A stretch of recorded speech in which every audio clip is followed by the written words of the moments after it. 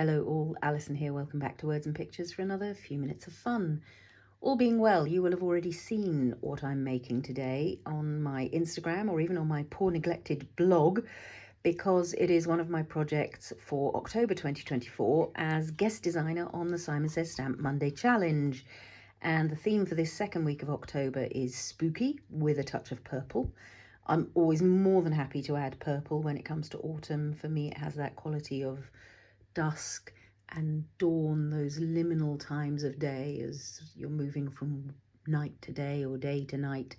So it has a kind of mystical magic to me. Purple already has a touch of spooky or eerie or mysterious about it. And we are now in October, so I think I can probably bear to get a little bit spooky as well. First off, I'm going to switch out my blending sponges because, yeah, although if I've got greens, I'm happy to use multiple greens on that and not worry about switching for peeled paint and for twisted citron and for rustic wilderness. Although rustic wilderness I might because it's very full on. But if I'm switching from one colour to a whole other colour, then I will change up, and I just store my sponges on one of these great sheets that you can print up from the Ranger website.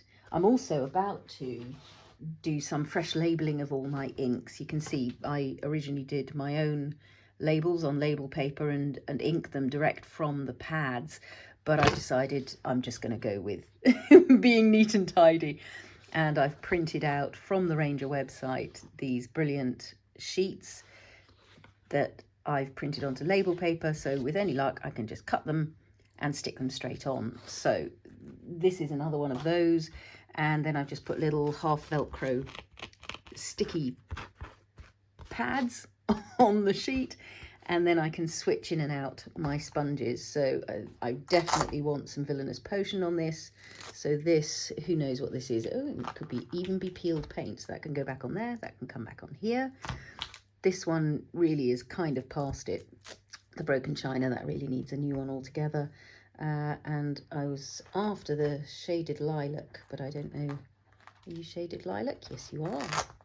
Excellent. So that will probably do for that. I'd quite like a lost shadow one, I think. I don't know what you are. Are you? You appear to be an extra broken china that is also gone over. I'll just stick you on there for now. It's faded jeans, but we'll live with that. I'm going to use you, even though you're weathered wood, I'm going to use you for the lost shadow because that's a close enough thing. And then I've got lots of browns ready to go, so I think that'll probably do us for now. So that's just how I deal with blending sponges and all of that kind of business. I'm going to start with some ink blending. I've got a vague idea where I'm going, but I don't really know where it's going to end up. We'll see. But here we go. I'm going to start with just some very simple ink blending. I've got my brown pad. I'm coming in with Vintage Photo. And I'm just going to come up from the bottom. And as always with this, there's lots of videos on the channel about blending inks. I'm coming in from the craft mat onto the tag so that I'm hitting the edges with the most ink, and then I can spread out whatever happens afterwards in quite a gentle sort of way. So I don't plonk the sponge straight down in the middle of the tag because that's just going to get me a big circle of ink where I don't want it. I probably would be able to blend it out, but it would be harder work than starting from the edge and just sort of drawing the ink into the tag. Keeping it nice and simple today, just because I feel like the colours and the imagery that I've got hanging around waiting to maybe be used is probably going to speak for itself. I hope so anyway. I think over that I would like a little bit of this lost shadow sort of creeping up the... I'm going to try and keep those near their own ink pads so that I can see what I'm doing. Oh, that's lovely and juicy. I can hear it as I do it, so you can see there's lots of ink on that. And looking at that, I'm thinking, well, my Vintage Photo pad probably wants re-inking. That's a thing we could do, just as a little technical video, I guess, is to have a look at, well, both sticking all these things onto the ink pads, if that interests you, but no, that's just cutting and sticking. Oh, look at the colour of that. It's beautiful. Loving that. Loving the lost shadow over the vintage photo. It's beautiful. Lost shadow is such a subtle grey. It's the softest of the soft greys. I just love that. That's already doing magic for me. I'm going to come in now with a little bit of shaded lilac. Oh, I was going to use the weathered woody one for that. No, that was the shaded lilac, wasn't it? I remember. I'm going to just check how juicy that is. It shouldn't be quite as juicy because this is a much older ink pad. Lost Shadow is quite a new ink pad, and it's interesting sort of noticing how juicy that was just coming at it. Just so I don't get fingerprints on the rest of it, I'm just going to give myself a little bit of protection there. That's not protection for my fingers, that's protection for the tag. I don't care about my fingers. That's fine, whatever my fingers want to do. Oh, see, I had thought of using the moon mask. I seem to have forgotten about that. But what might be quite nice is to have a moon that is sort of partly coloured by the colours around it, rather than bright, bright white, because I have another plan for bright, bright white in these tags. So having a slightly subtler moon might be a very good thing. I'm going to bring some of this shaded lilac over the Lost Shadow because that's rather beautiful. And as always, I'm working in triplicate. I might end up with just a pair of tags for the final project, but at the moment I'm working in a threesome. And again, I'm going to bring some of this, the blending of these subtle colours. To me, that's already creating an atmosphere of eeriness and kind of misty, foggy October days, either early morning or, as I say, dusk. I think probably dusk if we're heading into nighttime. So now I've got that sort of central glow available, and I think now is when I might introduce the moon mask to these tags.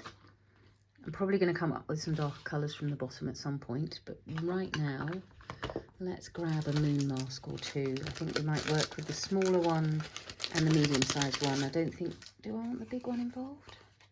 It's very, very big, the big one, isn't it? Although there's something quite nice about that too. So I'm just sort of having a little look at the positioning, vaguely thinking about what I might like. And then obviously the little one is the furthest away, so maybe you need to go sort of up there. No, let's stick with that. We'll have you part way down. We should have you near the earth because you are the lowest in the sky. Oh, I think I do like that. There's a magic about the moon, isn't there? So in order, because I've got some colour here, it's not going to be a bright white moon, as I said, which I love, but we're going to bring in some darker colour around it. I think we'll start... I don't need these on top at the moment. It's just going to make life even trickier for keeping things still. I'll start with you, and I'll put you quite high up. And I'm going to come in again with some shaded lilac around the base of the moon. So I'm just going to darken up the colours around it, and that's going to make it stand out. And I'm going to take shaded lilac around the bottoms.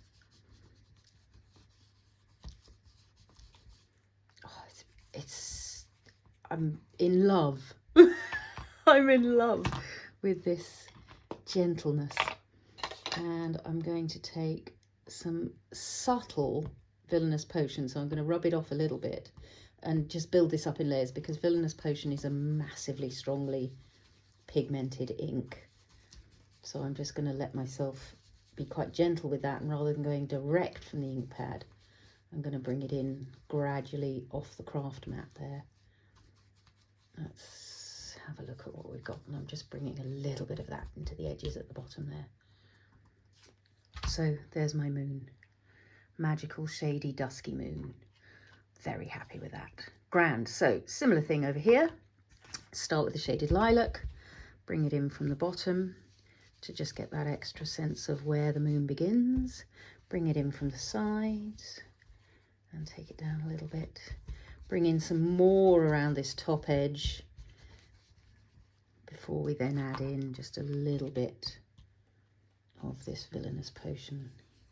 And the more Villainous Potion I add, the darker that night sky is going to get. And again, I'm just going to bring in a bit from the bottom there, just for a little extra magic. Oh, you can see where I'm going, can't you? It's delicious. Grand. So we'll have you at a sort of medium between the two. You're hanging very low, you're quite high up, and you're going to land around there. So back to the shaded lilac. Just a little bit of that. Coming in just to kiss the edges of the moon. I'm going to bring him in from the top as well, so that there's a layer for that Villainous potion to head over the top of. Wow. Oof. Well, sorry. All those silly noises were about the fact that a lot of Villainous potion went on there, but I actually think it's beautiful. So I'm going to repeat that happy accident over here and just bring in a little, oh no, that's the shaded lilac.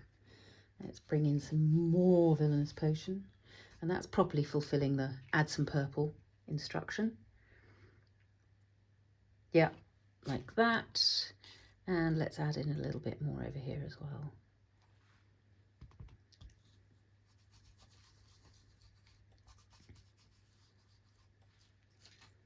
Beautiful. I mean, it's just ink and paper at the moment. And yet it's got presence. Grand. So in strictly time terms, clearly these tags should go like so, because that's the moon near the earth going up and up gradually into the night sky. But in terms of composition, as they sit as a trio, I really like them like that, because you get that sort of drift of the moon in one direction and then the other. Yeah, I'm getting slightly purple fingers, of course, with that strongly pigmented Villainous potion. I'm just going to have a little clean up here, because that's generally a good idea. Although, while I've got that ink on the mat, let's not waste it, eh? Let's take just a little bit of spatter onto here, because we can. Sorry, those have headed down there because I wanted them out of the way of the ink. So I'm just creating a little extra texture with that leftover ink that's on the mat, because why wouldn't you? Grand. Enjoying that quite a lot. Now let's clear it. Well, do we want to... I've got various tags back here that could just mop up some of that purple. This is one of the ones we were printing on the gel plate, I think, the other day, and it didn't get very much ink off that. So let's add in a bit of purple on there. Why not? That's making use of the ink again. And also, I just need to give the moon mask itself a little spritz. I mean, there's no urgency for that. These inks will come off at any time, but I just want to remind myself not to plonk that down on something and get random purple when I don't want it. So let's mop up here and see what these tags want to do next. So you can see where those splatters hit uninked tag, you've got the purple. Where they've hit the inky parts, they're creating beautiful spritz and flick texture. There's a whole spritz and flick video. If you want a bit more on how that works, I'll link that in the description below, if I remember. If I don't, shout out. Yeah, I kind of I could almost stop there, because they're already making me happy. What shall I say? I think I'm enjoying that flicking a lot, so I'm thinking of doing just a little bit more. That's hickory smoke going onto the mat there, and I'm just gonna keep that to round the bottom here. I seem to be molting at the moment. That's the second hair that's made its way onto the craft mat in as many videos. So hickory smoke is a beautiful grey, but it does have a sort of a hint of purple about it, so it's the perfect addition, I would say, to these tags in those terms, because it's adding another sort of shade of purple to it. And because it's sitting there, I'm going to take this same tag and add a little bit of that in, so you can see that's getting some darks onto that tag. That's tasty.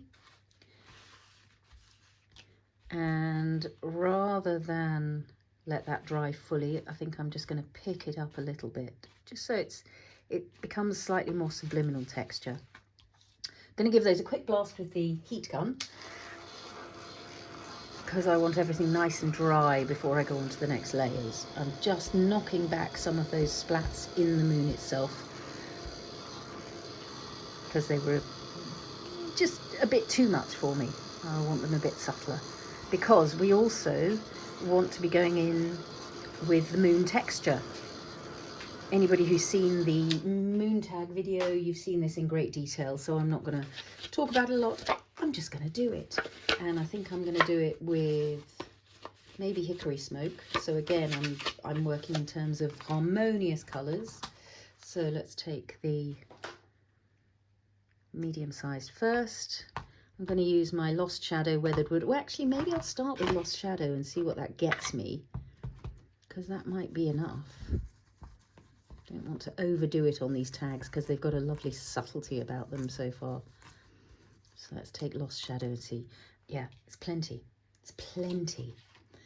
I'm going to, strictly given it's the same moon, you sort of want the patterns in the same place-ish, don't you? Do we? Or do we want to change it up? I think maybe we want to change it up so it's not all the same. So this one's going on in this position because we've already got a big shadow going on there. Part of the reason that inking was so successful is, again, because this ink pad is so deliciously juicy. So that's our second one. And then the third one. So let's rotate again and have it doing that. So you can see I don't bother to mask as I'm putting these down. Or, I mean, I don't bother to use masking tape on my mask. I trust to my hands to be able to hold it still, or if I need to re-ink, to line it up again sufficiently that it will do a good thing. There we go. That's doing quite a good thing. That was accidental, but again, it's doing quite a good thing about creating an extra shadow at the dark side of the moon. So I think, again, take that happy accident of the inking happening elsewhere. Don't need to line this up because I'm not actually inking that bit, but I will just to be extra safe. And I'm going to create a little shadow at the dark side of the moon there as well. It's just bringing it forwards in the sky. And one more, actually, I could do it just with this one, and then we know it won't disturb the other inking. And bring that up from there. Grand. Really, really, again, I could just stop now and be happy. I'm going to add a little bit of watery Spricks and Flick this time, just because I want all those extra textures. Going to give that a second to just work with the ink underneath. Just pick up anything it can find. Might flick a little bit extra at that top corner. I think it didn't hit the top of my purple sky where it's going to have the most impact.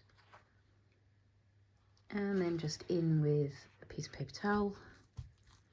Pick up those. You can see that inky pigment and water soaking into the paper towel, and that's going to give us a whole raft of extra texture. Grand. A little bit of this. So it's Halloween, it's spooky time. I think that one thing we probably want on these tags are some bats flying across the face of the moon. I think that's probably going to give us something pretty delicious. So again, I'd like these tags dry before I go on to the next stages, because at some point I may be going to use some embossing powder, and if there are wet places on the tags, the embossing powder is going to stick to that as well as to where I want it, which could be a nice effect, could be really gorgeous, but at the moment I'd rather err on the side of safety and not let it happen. I'm really enjoying this dark, mysterious moon. Very often my moons are bright white and glowing, but there's something quite exciting about this eerie, mysterious moon in the sky. Grand. Let's do just a little bit of meadow stamping before we start. The bats. I've got bats ready and waiting to go, but I've got I've got this gorgeous Tim Holtz one. This comes on a wood block. I've got it. I'm not sure it still comes on the wood block. I have looked it up occasionally for people, but it does come the same size as one of the cling stamp sets. So I will link that cling stamp set. I've also got one of my own Umbellifers, PaperArtsy stamps. These are my designs, Alison Bomber, Eclectica Alison Bomber. This is one of the sketchy Umbellifers, and I think that might take place. But first off, what I'm going to do is add this. And again, because I might be adding moisture later, I don't know at the moment, I'm going to stick to archival links for this so that it won't go anywhere if I do end up adding moisture later. If I stamp it in Distress Ink or Distress Oxide, then it might get all blurry later on. Again, that can be a great effect, but at the moment it's not what I'm after. That's very, very subtle, and that's fine, because there are going to be other things that I want to have more interesting later on. This is Pebble Beach, which is a favourite of mine for that kind of subtle background stamping. It's just giving you an impression of those meadow grasses in the distance. Let's have some here, and I'm going to go a little lower because I don't want it all the way up the moon. That might be where some Umbellifers go.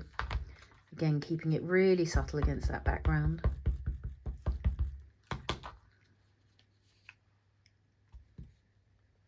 Another little layer.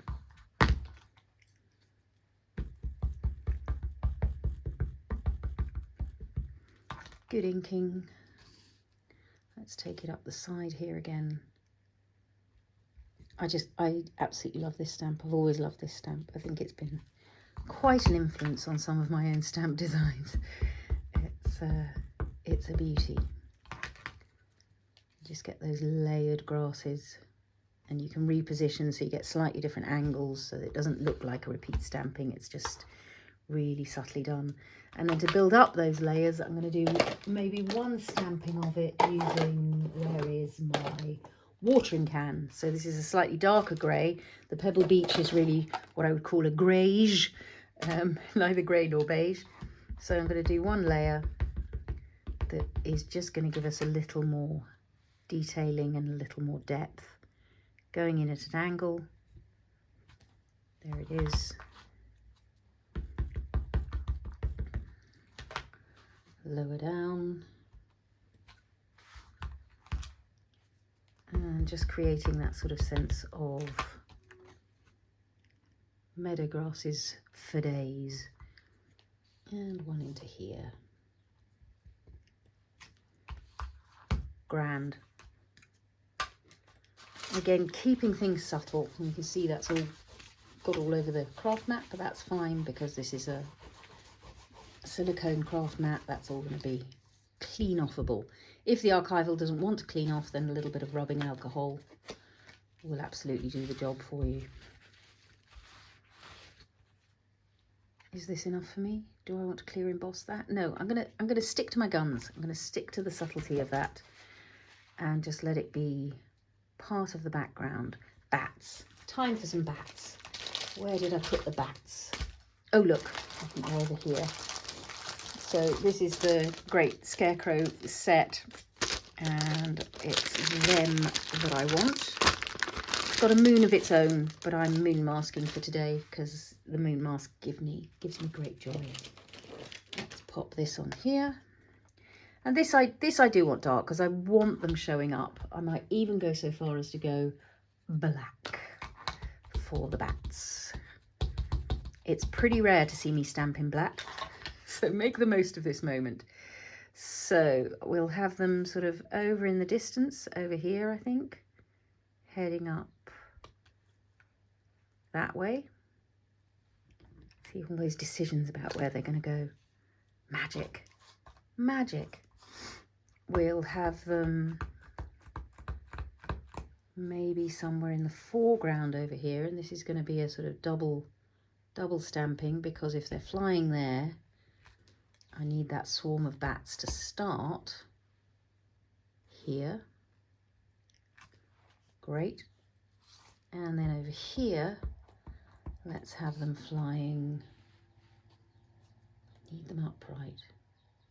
Circling the moon, or maybe just starting their journey. Well, then they're going to be at the same height as that. So we've got up, we've got down. Let's take sort of medium. Starting their journey across the moon. Beautiful. Oh, and I sort of like that that even carries on from there. That's quite tasty. So a little bit of spooky moonlit night action going on there. Let's just take the black off the mat because it's disturbing my eye. Grand. Thank you, bats.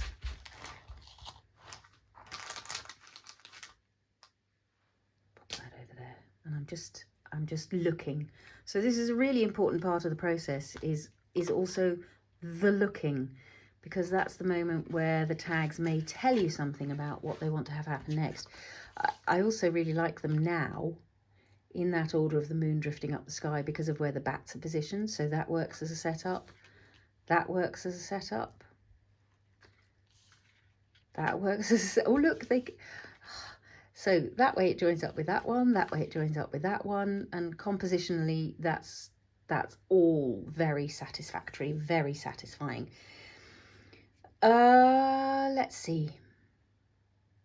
Yes, I do. So one of my plans for this was in the run up, and it's just a question of how spooky we get. I love eerie, I love gently eerie things, but I think we do want to get full on spooky. So one of my thoughts was the night when the dead rise from their graves, that maybe we just have this almost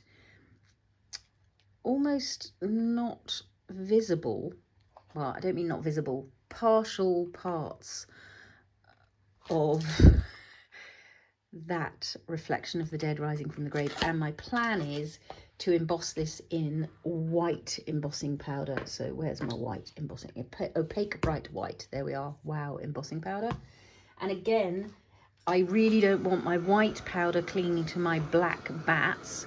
So I just want to make sure that everything under here really is dry. Because at the point when I put embossing powder on, it's going to cling to whatever moisture it can find. And as Tim was pointing out in his Halloween hoopla the other night, you can even emboss with water as long as you get your powder on while the water's still wet. Even the water will hold embossing powder. So a spritz and flick with embossing powder is a really cool thing to do. But for now, what I want is a stamp. If I'm embossing in white, the colour that I stamp in really is immaterial.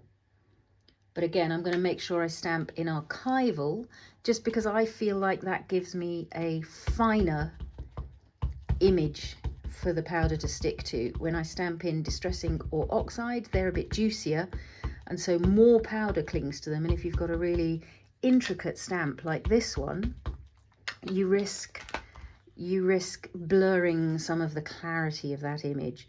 So I think I'm popping him on the corner here, just like that. And I love this set. This is anatomy chart, and it's got fabulous labels and labeling. Oh, see, quick decision.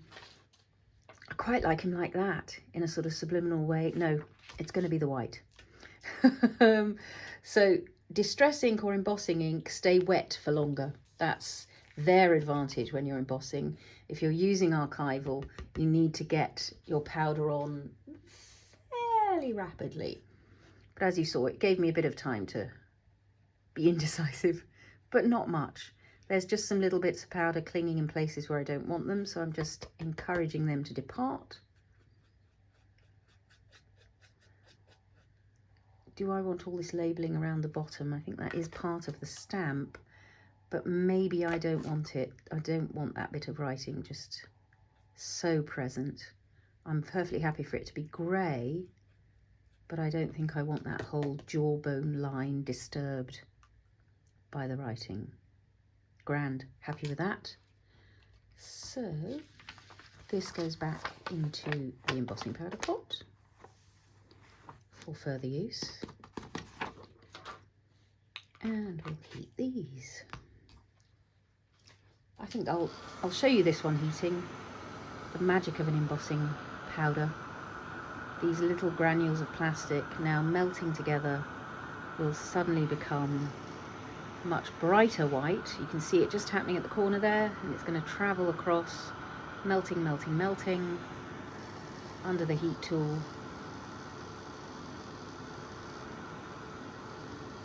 And there's your brilliant spooky image, just kind of subliminally in the background. That's the great joy of these very subtle stamps.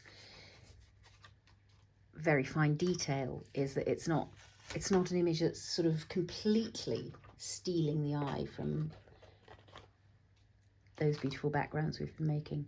So the other one I really want to use is this hand, which I think might be coming up from there. Let's see. And then I think maybe it's just a bone lying across the bottom of here, lying across the bottom of here, or maybe it's the rib cage. I do like the rib cage. Where were you? You were up there, weren't you? Because the hand was down there. Maybe we have you coming up here, and then we can have the rib cage sort of on that side. Or we have the rib cage here, that's maybe better. And the hand coming up from here. Let's have a look at the composition of that. That's a bit sort of slopey downwards. What happens if the rib cage goes here? No, don't like that. What happens if the rib cage goes there, right in the middle? Yeah, I think that's what I'm after. Grand. So I'm going to stamp and emboss those, and I'll be back when I've done that.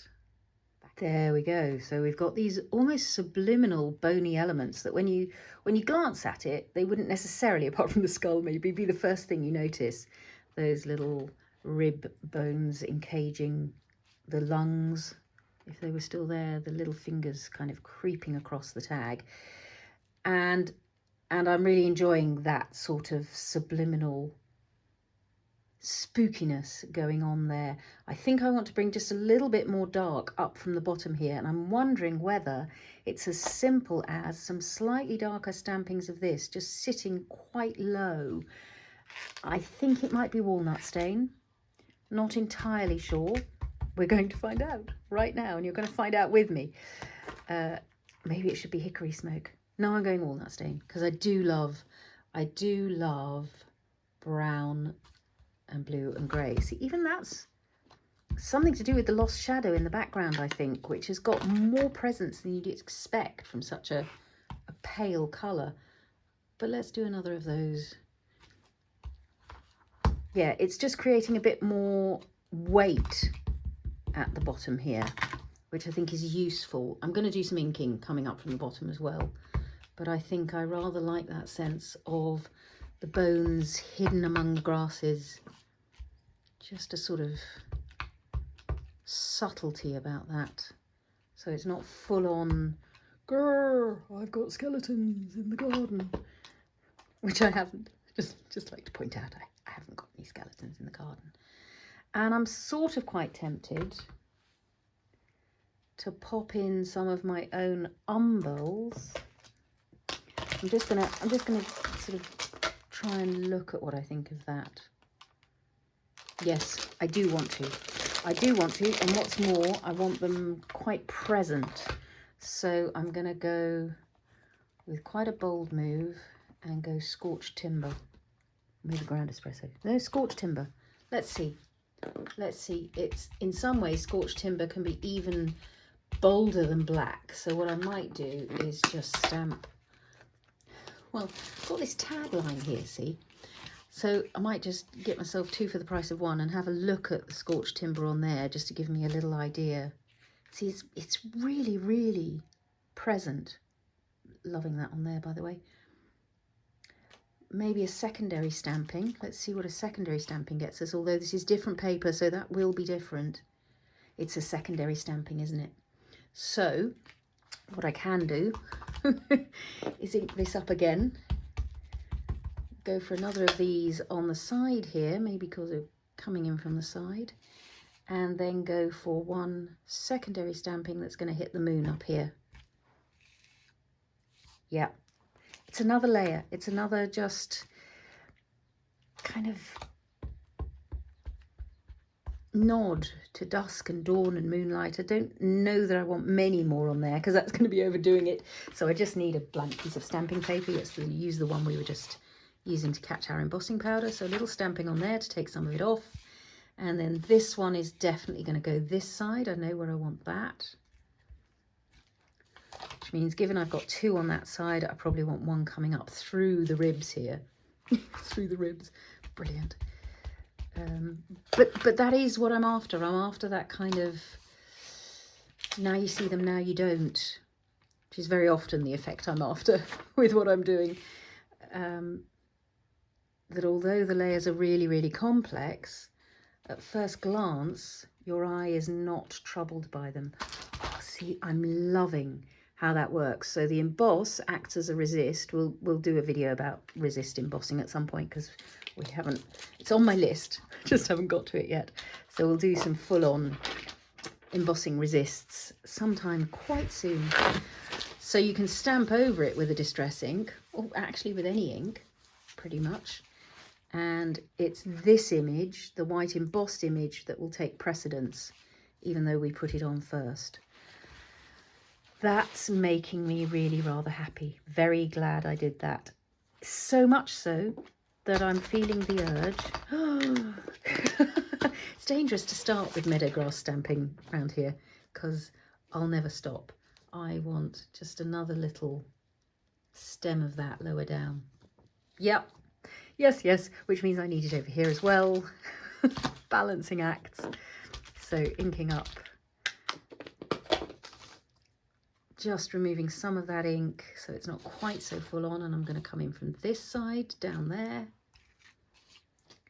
and then of course I'm going to come in from this side down here. So on one of the tags both stems are coming in from the same side, on the others they're coming in from different sides, but the low one is one side, the high one is another side. That's all rather deliciously spooky, don't we agree? So one other element I was thinking of having on here, and I'm going to need to look at it to find out whether I want it. Always take a look. Is I thought, as well as bats, the other creature of the night that can sometimes give you a bit of a fright. Look how pretty, just as mop up and secondary stamping tag. Extra bonus. These amazing new transparent moths, which were top of my list from the recent Idea-ology release. I was just wondering whether one of those on each tag might not give us something rather special. You're the big moon, so I think you can have the little moth. You're a medium-sized moon, so you can have a medium-sized moth. And my question to myself is whether that's covering up too much. But how I'm going to attach them is going to mean that they do a little less. I think I like it. I think I really like it. Winged things and bones. What I'm going to do though, rather than glue them down, is I'm digging out my tiny attacher, these tiny little staples, and I'm going to try and aim to just put one staple in the center of the body, so it's really quite subtle. Just a little touch of metal gleaming in there in the moonlight. Let's pop it there. And then the magic of using these delicious acetate transparencies, is that where I want you? Yeah, a little wingtip coming off. You may think, oh, but you're covering up the plant. Wait and see. We'll just have you just above his head, I think. Oh, is that too much? Too close to the skull? No, I think that's quite good. I quite like where he is. You need to ask yourself these questions and see what it does for you. So the joy of acetate is that when you heat it, it becomes flexible. So I'm just going to heat that acetate a little bit, and then I'm going to get in there and lift up those wings.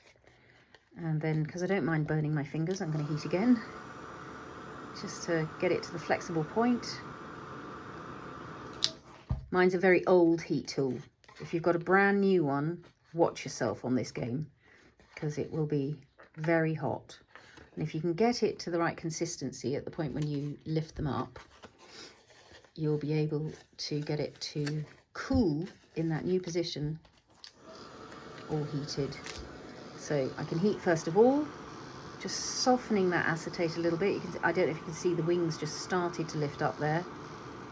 So not pointing the heat gun right at my fingers, which is probably not a sensible thing to do. Health and safety warning. Then take a moment to just shape them. So I'm going in, lifting them up, and they're going to set in that beautiful dimensional position. Might heat you just a little bit more. If you don't like the position they've got to, if you heat again, look, he's gone flat again. Get in there while it's flexing and do what you want those wings to do, which I want them to lift and then kind of curl down again. Perfect. One more.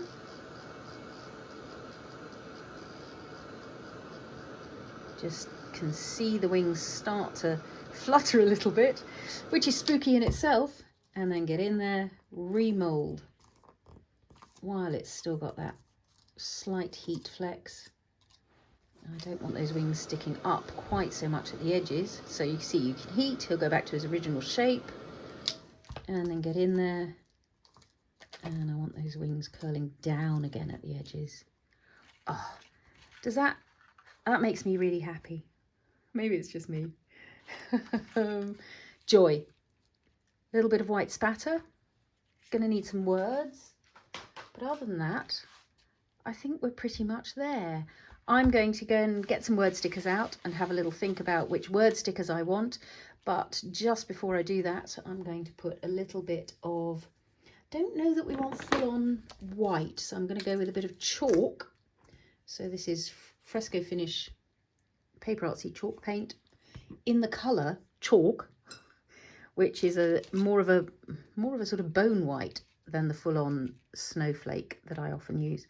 Just going to flick a little bit of spatter, and what I particularly want to hit are those moths, because that really gives you a sense of that wing lift if you can hit it with a touch of spatter.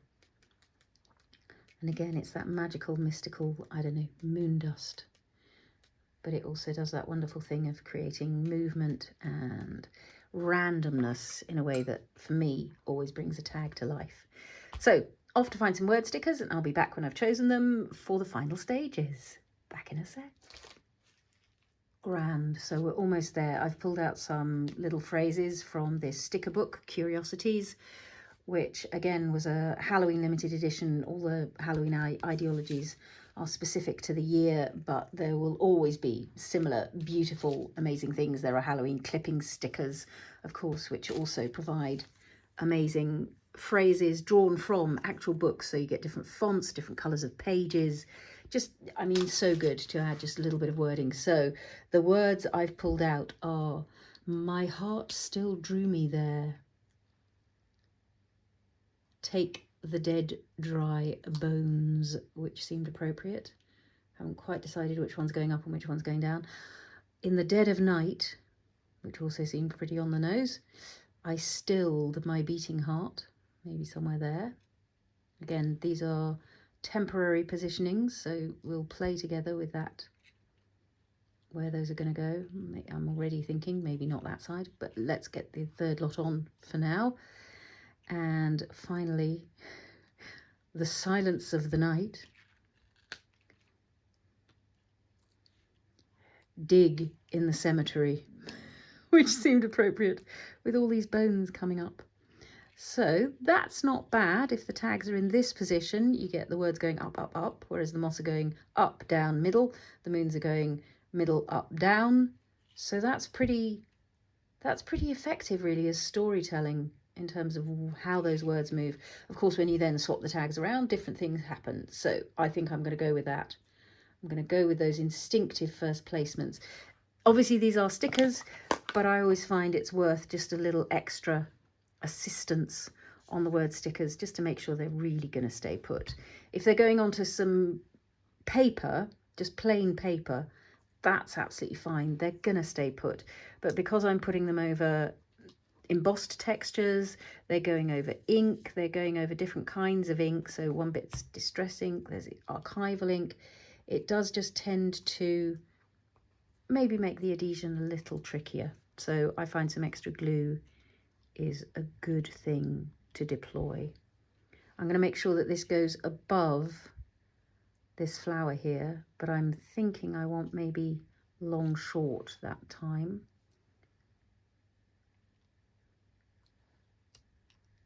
And then short long, dig in the cemetery, the silence of the night. Yeah, okay, so this one's got short long, this one's going long short. All of these details matter to me. They may not matter to you. You may not mind that you've got all your longs and all your shorts and above and below and so on and so forth. For me, having that variation, it's all about that same phrase I return to, the poetry, the visual poetry of repetition and variation. So yes, we've got repeated images on these 3 tags, but the positionings shift, the arrangements shift, and so your brain is hoping and expecting a certain thing, and then you either fulfill that expectation or you subvert that expectation, and both of those can be satisfactory. And it's a thing that comes very much from my love of words and my love of poetry and rhetoric and the kind of structures of language that can tickle the brain, whether a word is repeated or comes back later or is at the start of the sentence and the end of the sentence, whether there are moments of rhyme and rhythm, repetition and variation. I'm going to take a little black pen, if I can find one under all these stamp sets and tags. Pen, where are you? You'll do. How thick is your line? So again, I'm checking on a piece of paper to make sure I haven't got a super thick black line, because I just want to embed these word stickers a little bit into here. So that's literally just an outlining of the sticker, and it just has a way of making it look like it's not just stuck on top, it's actually meant to be there. Compare with the line, without the line. Again, a tiny detail that can make a world of difference to the finished look and the cohesion. So I'm just lining the pen up with the sticker and running it along. So there it's going over embossing ink, so embossed powder, so it needs a little bit of extra help. And here we've finally got something to match the black bats. A little bit of black pen. There's black on the moths as well.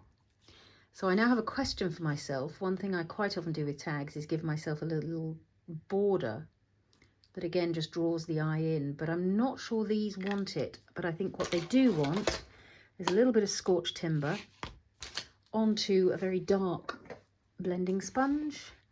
And I'm just going to pull away from the edges of the tag to just give myself a dark shadow coming in from the edge. And I particularly want that at the bottom, because I want that sense of a bit more weight at the bottoms of these tags.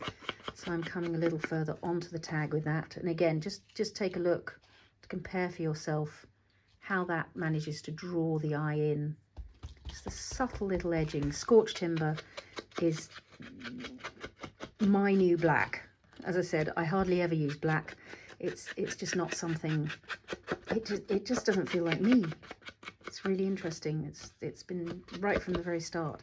But scorched timber is the darkest, coolest, blackest of browns that somehow just, instead of black, works for me beautifully. I find it mysterious and evocative and shadowy and delicious, grand. There's going to be a little bit of twine in the top, and then I'll come back for a little close-up swoop of those spooky purple tags for you.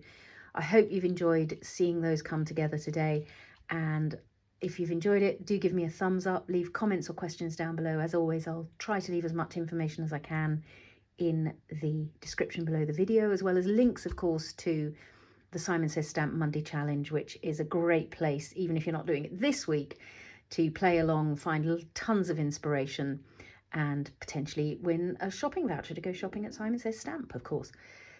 Thanks so much for watching today. Stay around for the close-up of these delicious dimensional moths, and happy crafting all.